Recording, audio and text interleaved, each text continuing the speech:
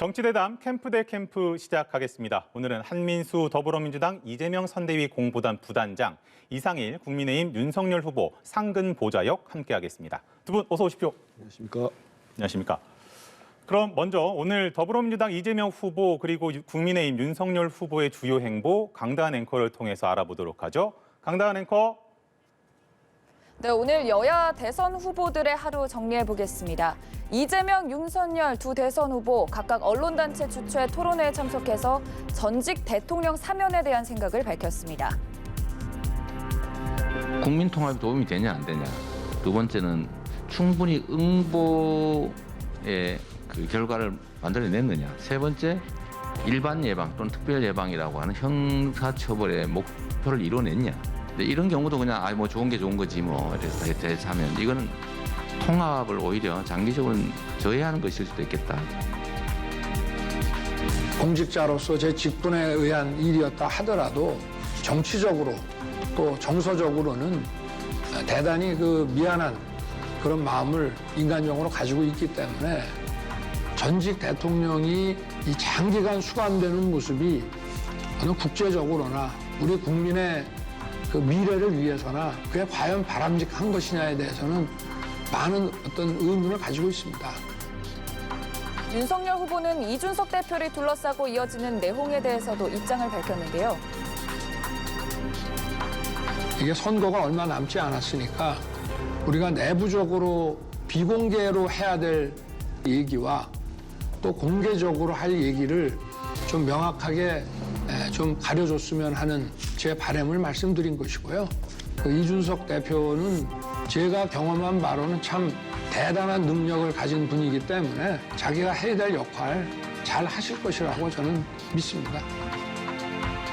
이어서 이재명 후보 한 간담회 일정을 마친 뒤 대선 후보 토론에 관한 입장도 내놨습니다.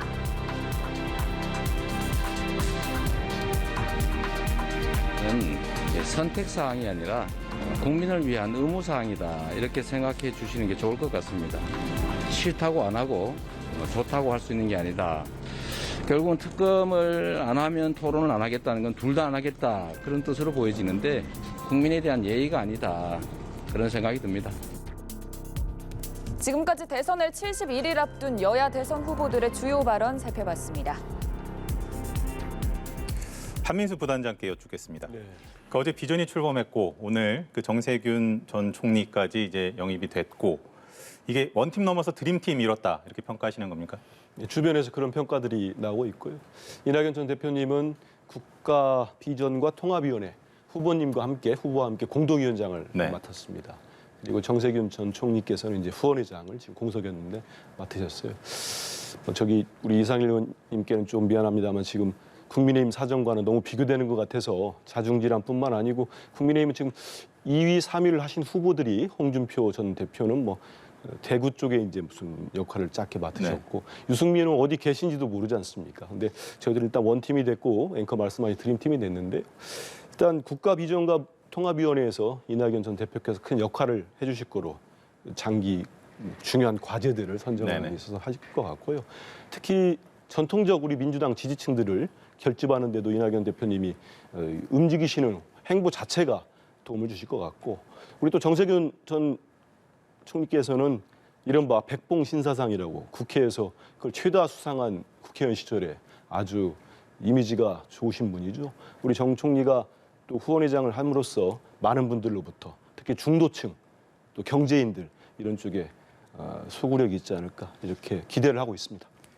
그 이재명은 합니다. 이 슬로건을 바꾼다라는 보도가 있었어요. 이제 뭐 유능 그리고 따뜻함 그런 이미지에 초점을 맞춘다고 하는데 사실 이제 전국민 재난지원금도 그렇고 양도세도 그렇고 그 정부와 의견을 조율하는 과정에서 야당이 가장 공세 포인트로 잡았던 게 이 슬로건이었던 것 같거든요.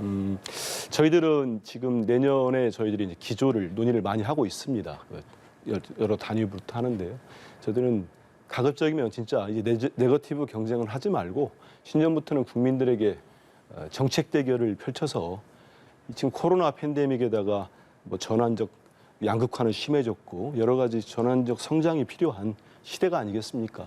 그러다 보면은 우리 이재명 후보가 갖고 계시는 유능한 경제 대통령 그 이미지가 좀 더욱더 국민들에게 알려질 수 있도록 그리고 실용주의자 이런 것들이 알려지기 위해서 아마 그쪽 단위에서 말씀하신 대로 이재명을 합니다에 대한 새로운 게 필요하지 않느냐 이런 논의들을 하고 있는 걸로 알고 있습니다. 아직은 논의 단계다라는 설명인 것 같고요. 그 이상일 보좌관께 여쭙겠습니다. 그 오늘 정세균 전 총리 합류로 해서 그 이재명 후보 선대위에 원팀 동력 얻었다고 보십니까? 아니면 분란의 여지가 더 커졌다고 보십니까? 이낙연, 정세균 두 분이 저는 이재명 후보보다 더 좋은 민주당 후보가 될 수 있었는데 민주당의 당원들이나 지지자들의 선택이 과연 내년 3월에 옳았는지 한번 봐야 될 것 같고요. 그분들이 이재명 후보를 돕는 거 저희 입장에서는 한편으로 우리도 반면교사 삼아서 저희도 같이 경쟁했던 홍준표, 유승민 이런 두 후보님들 언젠가는 저는 내년에는 윤석열 후보하고 적절한 시기에 아마 함께 선거운동을 하리라는 기대를 갖고 있습니다. 물론 윤석열 후보 더 노력을 해야 되고 저희 내부에서도 온 팀을 이루기 위해서 서로 이 많은 인내도 해야 되고 배려도 해야 되고 이제 이런 상황입니다. 그래서 이제 저희가 더 노력을 해야 되죠. 네. 알겠습니다. 이것도 하나 여쭤볼게요. 그 오늘 토론회에서 이재명 후보가 가족 검증에 대해서 전적으로 공감을 한다. 그리고 잘못한 것에 대해서는 책임져야 한다. 이렇게 얘기했는데 그 김건희 씨의 그 추가 의혹이 나오는 것들에 대해서 애둘러 좀 겨냥을 했다라고 볼 수 있을까요? 글쎄 뭐 어떤 의미로 말씀하셨는지 모르겠지만 이재명 후보 본인의 뭐 아들 문제도 있고 지금 부인의 과거의 뭐 해경군 김 씨 문제도 수사를 재개하라는 목소리도 있고 하니까 본인 가족을 생각을 해서 언론적으로 말씀하셨는지 모르겠고요. 김건희 씨와 관련해서 그 사과에 대해서는 뭐 국민들의 몫으로 맡기는 게 저는 옳다고 생각하고 이재명 후보도 그런 취지로 이야기를 했지만 민주당이 뭐 네거티브 하지 말고 좀 포지티브한 정책 경쟁하자면서도 그 사과에 대해서 뭐 민주당에서 계속 공격을 하고 있지 않습니까? 뭐 악어의 콧물이다 이런 표현을 또 뭐 민주당의 이재명 후보와 가까운 의원이 그런 표현도 하고 그랬는데 국민들이 저는 평가하리라고 생각합니다. 알겠습니다. 그 부분은 제가 이제 현장에 있었기 때문에요. 이제 후보께서 말씀하신 건 이제 질문 자체도 검증에 대한 말씀 이제 물음이 나왔고 그래서 후보께서는 우리 국민의 삶을 책임져야 될 5년을 책임지겠다는 대통령 후보는 가족이 됐든 본인이 됐든 조금 억울한 면이 있더라도 무한 검증을 받아야 된다는 얘기를 했습니다. 그리고 김건희 씨 거는 사실 본인이 언론 인터뷰를 하면서 이렇게 큰 사달이 벌어진 거고요. 저는 뭐 진짜로 네거티브 안 하고 정책 검증 가는 건 맞는데 이 검증은 무한 검증인 게 분명히 맞습니다. 근데 제가 조금 짚어야 될 문제가 있다고 생각하는데 어제 국민의힘 의원들이 무려 66명의 연서명을 가지고 이재명 후보 큰아들 문제를 공개 의혹 제기를 했습니다. 소통 국회 기자실에 가가지고. 근데 진짜 가짜 뉴스예요. 왜냐하면은 큰아들 동호 씨 같은 경우 고려대 경영학과를 갔는데 국민의힘 의원들은 와서 수시 특별 전형이라고 공개를 했습니다. 그 삼수를 해가지고 수시 특별 전형이라 하면 뭔가 이상한 프레임을 씌워서 정당한 방법이 아닌 걸 입학한 것처럼 이렇게 공격을 한 거예요. 이거는 교육부나 어디 고대든지 고려대든지 확인 한 번만 하면 나옵니다. 동호 씨는 재수를 했고 전 과목 1등급을 받은 학생입니다. 그래서 수시 특별 전형이 아니고 수시 일반 전형으로 논술 시험에 붙어 들어갔습니다. 그리고 또 그 배우자 이재명 후보의 배우자에 대해서 또 국민의힘 의원께서 경기도 재직 시절에 5급 비서를 채용했다. 이거 완전 가짜 뉴스입니다. 그런 적이 없기 때문에 이렇게 가짜 뉴스가 퍼져버리면은 국민들의 판단을 흐리게 합니다. 그럼 결국은 이건 민주주의를 파괴하는 행위라고 볼 수 있습니다. 검증은 검증대로 하되 명백한 이 두 건에 대해서는 이미 저희들이 고발 조치를 들어가려고 지금 검토하고 있고요. 여기에 대해서 책임을 좀 져야 될 것 같습니다. 반론이 그 아들 문제와 관련해서 이재명 후보가 옛날에 아들을 바르게 키웠다. 이제 그렇게 이야기를 했어요. 그런데 아들의 상습 도박 문제, 성매매 의혹 문제 이게 나와 있습니다. 어제 국민의힘 의원들이 입학 과정에서 저는 제가 보기에 사실관계 확인이 부족했다고 생각해요. 물론 제가 직접 확인한 건 아니지만 민주당의 내용을 보면 민주당이 확인해서 이야기한 것 같아요. 그러니까 그런 잘못 지적한 내용에 대해서는 뭐 사과하는 게 옳다고 생각합니다. 그런데 이재명 후보도 가족의 문제를 철저히 검증을 해야 된다는 이야기를 오늘 했지 않습니까? 근데 그 아들의 상습 도박 문제, 이재명 후보가 치료받게 하겠다고 했습니다. 그리고 도박을 했던 그 사이트도 확인이 되고 있고, 도박을 얼마큼 했는지 증언도 나오고 있고, 그다음에 성매매 의혹도 지금 규명이 안 되고 있습니다. 그런데 민주당은 이거를 확인해서 국민들한테 소상히 설명을 안 하고 있어요. 그리고 아들이 직접 나와서 사과하지도 않았습니다. 이재명 후보가 대리 사과했습니다. 이런 문제들에 대해서 민주당이 추가로 더 설명을 할 건 해야 된다, 이런 생각이 들고, 그 5급 비서 문제도요. 그거는 보는 관점에 따라 차이가 있을 수 있겠다. 5급 비서가 이재명 후보 부인의 여러 가지 일정을 소화할 때, 물론 공식 후보 부인이 경기도지사 부인이기 때문에 경기도지사 부인으로서 어떤 공적인 활동을 할 수 있다고 생각합니다. 그때 뭐 수행을 해서 도와줄 수 있다고 생각해요. 근데 과연 그걸로 그친 건지 아니면 사적인 비서 역할을 했는지는 좀 더 규명을 해야 될 것 같아요. 그러니까 민주당이 고발한 데니 이거는 뭐 수사를 통해서 규명할 건 규명해야 된다고 생각을 하고요. 예.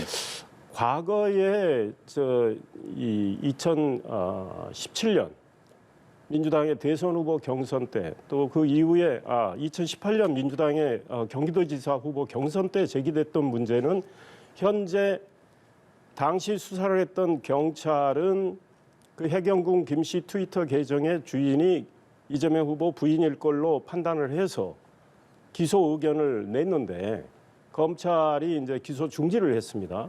이 문제에 대해서도 아직 국민의 궁금증은 해소가 안 됐기 때문에 이것도 저는 검증 차원에서 추가로 규명할 건 규명해야 된다, 이런 생각입니다. 알겠습니다. 오늘 이야기만 들어봐도 검증이 앞으로 계속해서 이어지지 않을까, 이렇게 좀 생각이 되는데, 일단은 그 전직 대통령 사면과 관련해서 윤석열 후보가 박근혜 전 대통령에 대해서 정치적, 정서적으로 대단히 미안한 마음을 갖고 있다라고 얘기를 했어요. 어떻게 해석해야 됩니까?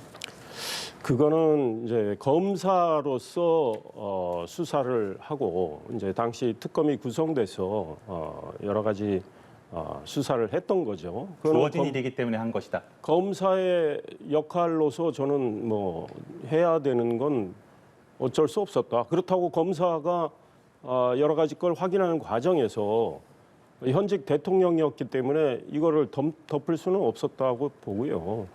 그에 대한 판단이 이제 또 헌법재판소를 통해서 내려진 거, 이거에 대해서는 뭐 본인 특검의 일원으로서 역할을 했던 거고, 다만 그걸 통해서 박근혜 전 대통령이 많은 고초를 겪었던 거에 대해서 윤석열 후보 본인이 인간적으로 미안하고 죄송하다는 마음을 갖고 있는 거, 그런 걸 밝힌 거라고 생각을 합니다. 알겠습니다.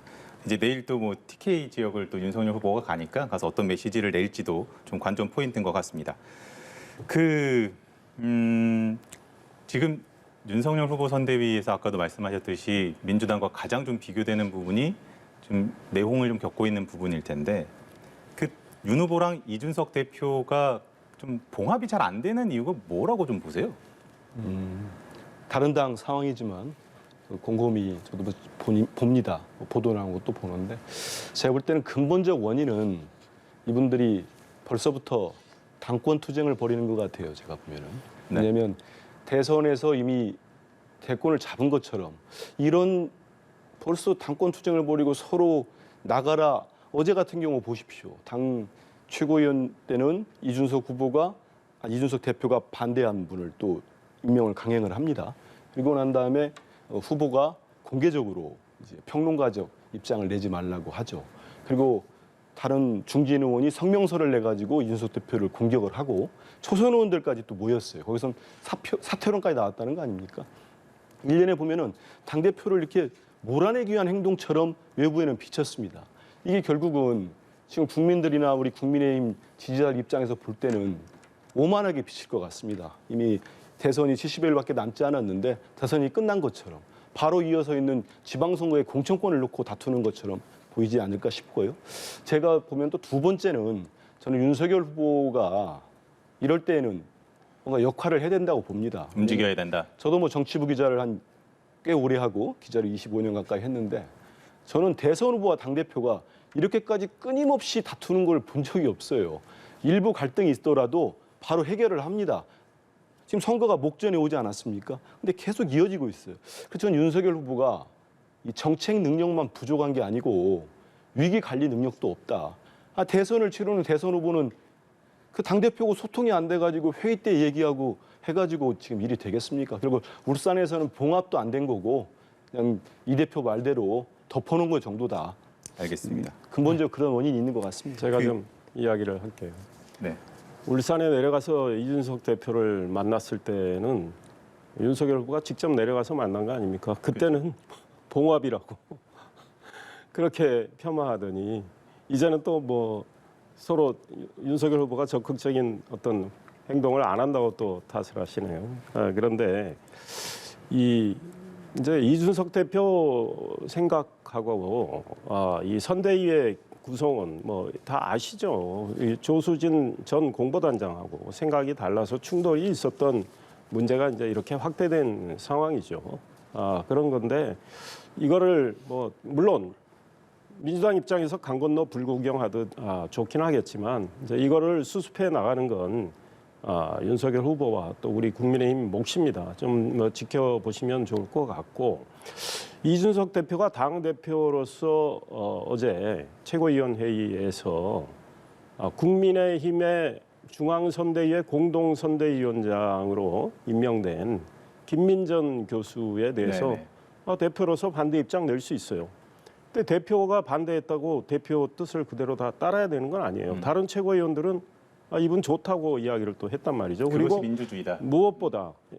무엇보다 선대위를 꾸리는 건 사실은 이게 후보의 이 소위 책임이고 권한인 상황입니다. 그래서 후보가 이 김 교수를 모셔와서 이 활동을 하도록 하는 것이 도움이 되겠다고 판단한 겁니다. 이준석 대표 반대 이야기를 할 수 있지만 그래도 김민정 교수를 하는 건 후보가 후보의 책임으로 하는 거예요. 그걸 뭐 이준석 대표를 소외하거나 패싱한 그런 건 절대 아니고 알겠습니다. 저는 이제 이준석 대표가 본인도 많은 고민을 할 겁니다. 그래서 이제 연말에 이 분위기 좀 지나고 나면 새해부터 이준석 대표가 당 대표로서 또 역할을 하면서 윤석열 후보의 캠페인을 적극 도울 거라는 기대를 갖고 있습니다. 알겠습니다. 김종인 위원장이 저희 방송에 출연을 해서 좀 준비를 했는데 들을 수는 없을 것 같고 하나의 충고로 생각하면 문제될 일이 없다.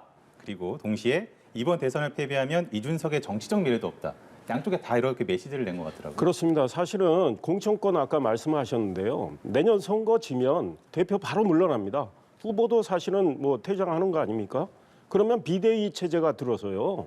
그러면 공천권은 그 비상대책위 체제에서 다시 가동되는 거예요. 그래서 지금 무슨 당권 공천권 싸움하는 게 아닙니다. 다만 이 선거 캠페인과 관련해서 생각이 좀 달라가지고 그런 충돌이 있었던 거고요. 이거를 이제 그런 충돌을 겪어서 우리가 갈등을 해소해 나가는 그런 정치력을 발휘해야 하는 게 이제 저희의 과제라고 생각합니다. 알겠습니다. 짧게 이거 하나만 여쭤볼게요. 그 윤석열 후보가 오늘 그 얘기했습니다. 현 정부가 중국 편향적인 정책을 써왔지만 결과적으로는 중국 사람들도 특히 중국 청년들도 한국을 싫어하고 한국 청년들도 싫어한다. 어떻게 보셨어요? 진짜 솔직하게 얘기도 됩니까? 네. 저는 윤석열 후보가 그 경선 때 TV 토론 때 그 뭐라 할까요? 개 문제 나왔을 때 식용개가 따로 있다는 이유에 또 충격받았습니다. 그건 진짜로 편하게 뭐 이런 사석에서 할 수 있는 얘기지 대선 후보가 저런 공식적인 방송기자 클럽에 나와서 우리 젊은 친구들이 중국 싫어하고 중국도 우리 싫어한다. 이거는 한중 관계에 있어서 저런 멘트를 유력한 대선 후보가 할 수 있는 얘기인가 싶습니다. 간략하게. 예. 저게 문제가 된다고 생각하면 역시 이 정부와 민주당은 중국 눈치 보기를 끝없이 한다고 저는 보고 있고요. 이재명 후보가 일본에 대해서 한 발언, 미국에 대해서 한 발언, 그다음에 송영길 민주당 대표가 이 개성공단 폭파와 관련해서 어떤 이야기 했습니까? 네. 대포로 안 쏴서 다행이다. 이런 발언들부터 자제하길 바랍니다. 알겠습니다. 근데 중국 문제 물어보면 다른 얘기 하도 많이 하셔가지고. 아니요. 이재명 후보가 일본에 대해서 했던 발언 외교적으로 얼마나 문제될지 한번 찾아보세요. 그러니까 아들 비리 아니 의혹 제기가 완전 허구라고 인정하셨는데 갑자기 2018년 선거 얘기하시고 하니까 앞으로는 그 주제에 대해서만 말씀했으면 좋겠습니다. 중국에 대해서 그 발언은 전혀 문제될 게 없다는 이야기를 하고 이재명 후보의 한번 그 보시죠. 외교적 그 중국적 입장도 좀 수사력에 보고요. 대해서 또 우리 신경을 국민들이 어떻게 쓰시라는 판단하는지 이야기입니다. 우리 젊은이들이 중국 싫어하고 중국 사람 우리 싫어한다고 하는데 알겠습니다. 두 한번 분이 보시죠. 다 정리를 해주셔서 이것도 내일까지도 좀 굴러가지 않을까 이런 좀 생각이 좀 드네요. 그럼 캠프 대 캠프 여기서 마무리를 하도록 하겠습니다. 두 분 수고하셨습니다. 예, 감사합니다.